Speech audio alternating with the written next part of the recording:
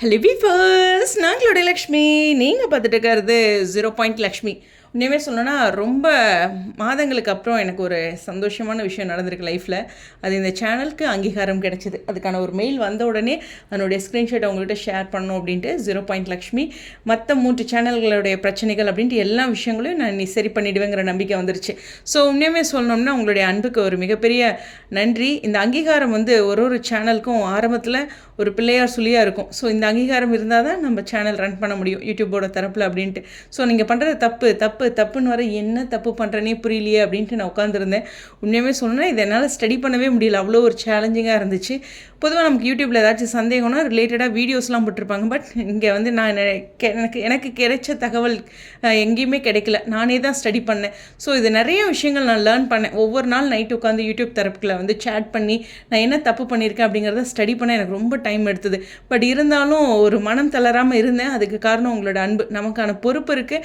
நம்மளை இவ்வளோ பேர் விரும்பி கேட்குறாங்க நம்ம பேசுகிறத. அதெல்லாம் நமக்கு ஒரு பெரிய பாக்கியம்தான் அப்படிங்கிறதுல நான் ரொம்ப தெளிவாக இருந்தேன். பட் பர்சனலாக எனக்கு நிறையா அடியும் இதே ஒரு 10-15 நாள் ஏற்பட்டிருக்கு. என்னுடைய அம்மாச்சி இறந்துட்டாங்க, தவறிட்டாங்க. அப்படிங்கும்போது எனக்கு ஒரு பெரிய அடி, அப்படியே பிளாங்க் ஆகிட்டேன். ஸோ அந்த அடியிலேருந்தும் மீளணும். கண்டிப்பாக நம்மளுடைய சேனல் சார்பாக அவங்களுக்கு ஒரு ஆழ்ந்த இரங்கலை நீங்கள் எல்லோரும் தெரிவிப்பீங்கன்னு நம்புகிறேன். ஸோ கண்டிப்பாக இது மாதிரி எனக்கு பெரிய அடிகளில் இருக்கும்போது இந்த அங்கீகாரம் அப்படிங்கிறது சொல்லணுன்னா, அன்றைக்கி கொல்லிமலையிலேருந்து தம்பிக்கு மொட்டை அடிச்சுட்டு வர்றேன்.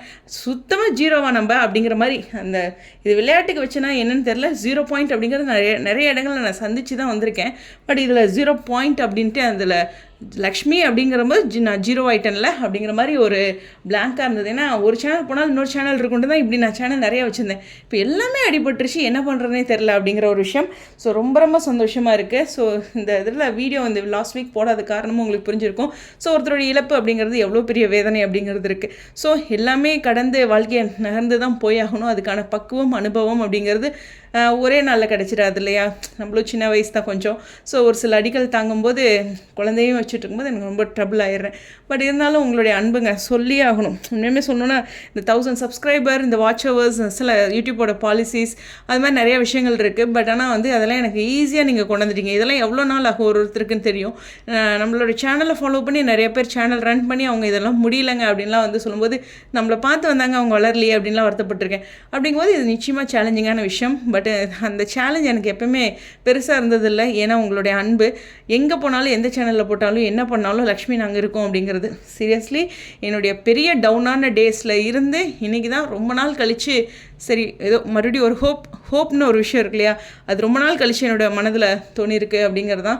ஸோ கடந்த ஒரு 4-5 மாதமாக ரொம்ப டவுனாக இருந்தேன். ஸோ அதில் ஒரு அடி விழுந்து சேனல்லையும் விழுந்துருச்சு அப்படிங்கும்போது இன்னும் டவுனாக இருந்தேன். அதிலிருந்து எனக்கு ஒரு பெரிய சந்தோஷங்கிறதோட ஏதோ ஒன்று பிளாங்காக இருந்துச்சு, ஒன்று ஃபுல்லாக இருக்குது.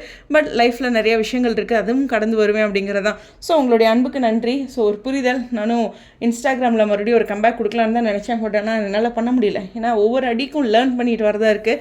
ஸோ ப்ராசஸில் நான் எல்லா சேனலுமே சரி பண்ணிவிடுவேன். ஸோ அதையும் பார்த்துக்கலாம். பட் ஒரு சேனல் நமக்கு இருந்தாவே போதும் அப்படிங்கிற ஒரு விஷயம் உண்மையானது. உங்ககிட்ட கனெக்டாக இருந்தாவே போதும். பட் ஆனால் எல்லா சேனலும் சீக்கிரம் சரியாயிடுங்கிற நம்பிக்கை இந்த ஒரு பதிவுலையும் நான் சொல்லிக்கிறேன். முன்னாடி எனக்கு என்ன பண்ணுறதுன்னு தெரிலன்னு தான் இருந்தேன். ஸோ அதையும் இந்த இடத்துல பதிவு பண்ணிக்கிறேன். Yes, we are back. உண்மையாக சொன்னால் அங்கீகாரம் நமக்கு கிடைச்சிருக்குங்கிறது நிச்சயமாக சந்தோஷமான விஷயம். கஷ்டமாக இருக்கும்போது உங்ககிட்ட எல்லாத்தையும் ஷேர் பண்ணிட்டு சந்தோஷத்தை சொல்லினேன் எப்படி. அதனால தான் மெயில் வந்த உடனே உங்களுக்கு நான் இப்போ ஷேர் பண்ணேன். ஸோ கண்டிப்பாக லாஸ்ட் வீக் எனக்கு பெரிய வாழ்க்கையில் போராட்டங்கள்லாம் கடந்து இந்த வாரம் ஒரு ஆரம்பம், ஒரு சந்தோஷத்தை கொடுத்துருக்காரு கடவுள்.